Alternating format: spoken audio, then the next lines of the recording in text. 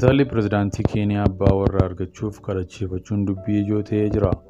Intalli Pireezidaantii biyya tokkoo miidhagduun abbaa warraa dhabdee akka waaqni isheef kennu uummata fuulduratti baatee kadhachiifattee jedhe eenyutu yaada? Tibbana intalli Pireezidaantii Keeniyaa Wiiliyaam Ruutoo akka abbaa warraa argattuuf paasterii beekamaa Ameerikaa kadhatameef jennaan miidiyaa hawaasaa irratti ijoo dubbii ta'e. Intalli Pireezidaantii Ruutoo Chaarliin Ruutoo sagantaa kadhannaa uummataa bal'aaf paasteriin Ameerikaa beekamaa Beeniin Keeniyaa Naayiroobiitti qophaa'e irratti hirmaatteetti.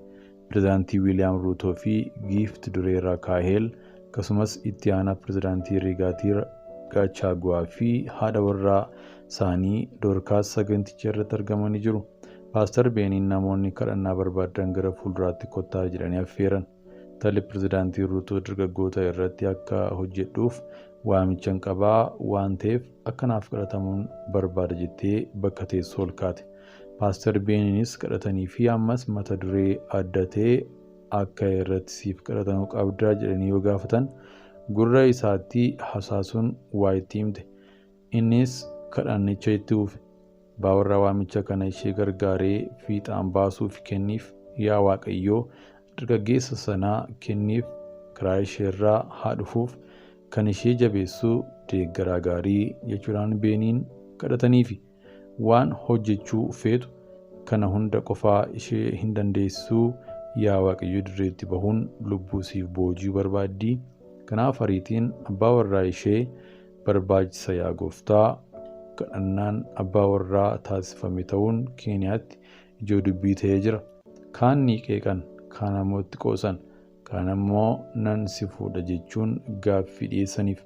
Maqaan koo Oom Waambaa jedhama. Oliif gadi fiigee yoo jedheeman jiraadha. Yeroo kadhannaa paaster Beeniin waliin taasiftu akka abbaa warraa barbaaddu argeen si gaafachuu barbaade. Kadhannaa fi amantaa ati kaleessa argisiiftetti hedduu gammadee jira. Waaqayyos akkan si fuudhu gara keetti na qajeelche jechuudhaan namni tokko toora Tiwiitarii yookaan X irratti barreesse. Kaan ammoo yaada gaarii kennan. Chaarliin Ruutoo baamana argachuuf akka paaster Been kadhatuuf gaafachuun rakkoo maayyuu hin qabu. Gaa'elli qulqullaadha jedhee namni biraan tokko immoo. Giiftii Taatoo jedhamuun kan beekamtuu fi televezyiiniiwwan Ameerikaa irratti beekamtii guddaa kan qabdu dubartiin ganna 42 Kaat Voon waggoota baay'eef hojii hafuuraa hamaaf meeshaa taatee hojjechaa turte. Amma shaakalawwan hojii hamaa kana ganuun Gooftaa Yesuusitti amante cuubamtees jirti. Taatoo duraan tumattee ture kabar ofirraa godhuun hojii kana guutummaa guutuutti dhiistee jirti. Hojii taatoo kana dhiisuun fi daabiloosiin ganuun ishee namoota baay'ee irraa mormiin ishee mudatus isheen garuu gurra otoo isaaniif hin kenniin Yesuus itti kooluu galtee jirti. Har'allee isiniifan dhaama. Reen biyya lafaatti michoomtanii shaakala Waaqayyoon jaalanni keessa jirtanii fi Yesuus Kiristoosiin fayyisaa lubbuu keessanii gootanii kan hin amannee amanaa. Hammam akka biyya lafaa kanarra jiraattan hin beektani. Har'amoo booda ammoo amma akka biyya lafaarra godaantan hin beektan. Hiriyoonni kee si biraa gaafa du'an maaliif akka har'a geesse beektaa?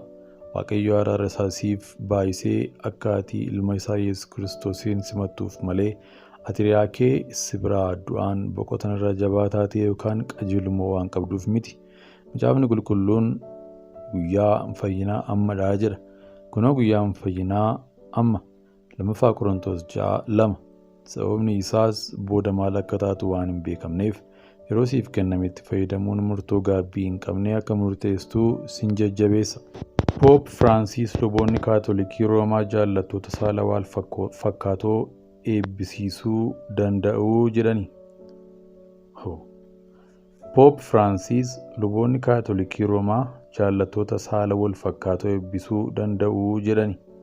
Hoogganaan waldaa Kaatolikii Roomaa Poop Firaansis luboonni jaalalleewwan saala wal fakkaatan akka eebbisan eeyyamani. Jijjiiramni kun jaallattoota saala wal fakkaatoo LGBT waldaa Kaatolikii Roomaaf hiika guddoo qaba.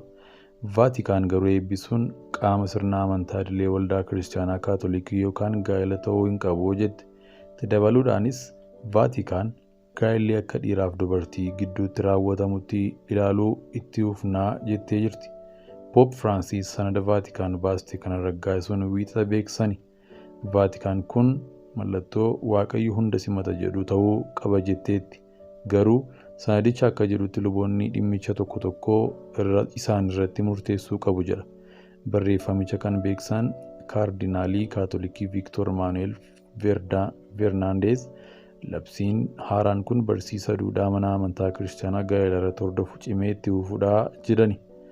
Garuu Fernandez itti dabaluudhaan qajeelfamni haaraan kun luboonni hariiroo jaalalaa ammayyuu akka cubbuutti ilaalamuu akka eebbisan ayyama jedhan. Namoonni eebba fudhatan qajeelummaa mudaa kan hin qabne ta'uun isaaniirraa hin eegamuu jedha labsichi. Waldaan kaatolikii keessatti eebbi kadhannaa yoo ta'u yeroo baay'ee duree waldaa kaatolikiitu kadhata. Waaqayyo nama akka mil'atu yookaan nama akka eebbisu kadhata. Kaardinaal Fernandez ejjennoo haaraan kun ija waldaa kaatolikiitiin hariiroo jaalaleewwan saala wal fakkaataa sirrii ta'uusaa hin mirkaneessuu jedhan. Bara 2021 Pope Francis lubni gaa'ela jaalaleewwan saala wal fakkaatoo hin eebbisu, sababni isaa waaqayyo cubbuu hin eebbisu jedhanii turan. Gammachuun saalquunnamtii kennaa waaqayyooti. Pope Francis. Phaaphaasiin mana amantaa kaatolikii Pope Francis gammachuun saalquunnamtii kennaa waaqayyo waan ta'eef obsaan saffoo isaa eegamuu qabaa jedhan. Phaaphaasiin kun poornoogiraafiin gammachootoo hariiroo jaalalaa sirrii ta'ee hin qabaatiin argamuu fi araaratti nama geessuu danda'udha jechuun akeekkachiisani. Phaaphaasichi amajjii 17 2024 darbe kana Vaatikaanitti hawaasatti dhimma kana kallattiin dubbatan. Haasaan kun qaama lallaba hammeenyaa fi qajeelummaa ilaallatu yoo ta'u, kan Phaaphaasichi jinnii fedhii saalquunnamtii jedhanii ibsan irratti kan fuulleffate ture. Phaaphaasichi fedhii saalquunnamtii daangaa darbe hariiroo namoota gidduu jiru balleessa jechuun haleellaa saalaa oduu guyyaa guyyaa ta'ee jedhan akka fakkeenyaatti eeran. Hariiroon jaalalaa haala gaariin jalqabe meeqatu boodarraa hariiroo hamtuutti geeddarama jedhanii gaaffii gaafatani. Phaaphaasichi yaada kana kan kennan erga itti gaafatamaan barsiisaa amantaa isaanii haaraan kaardinaal Victor Manuel Fernandez kitaaba xumura bara 1990 keessa barreessanii fi maxxansiisuuf qeeqamanii booda guyyoota muraasaa booddeedha.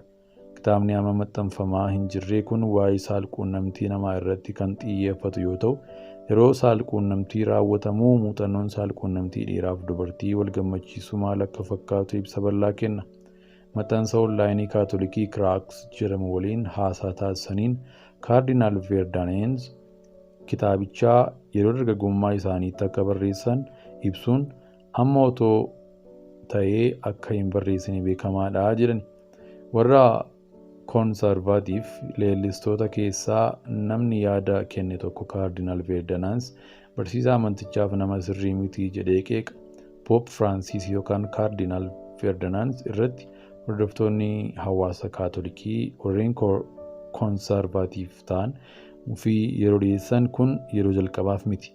Muddee keessa kaardinaal Fernandez barreeffama boodarra Phaaphaasii Firaansiisiin raggaasifame qajeelfama luboonni jaalaleewwan saala wal fakkaataa gaa'ela dhaabbatan akka eebbisan eeyyamuu baasuun kan hin yaadatamu.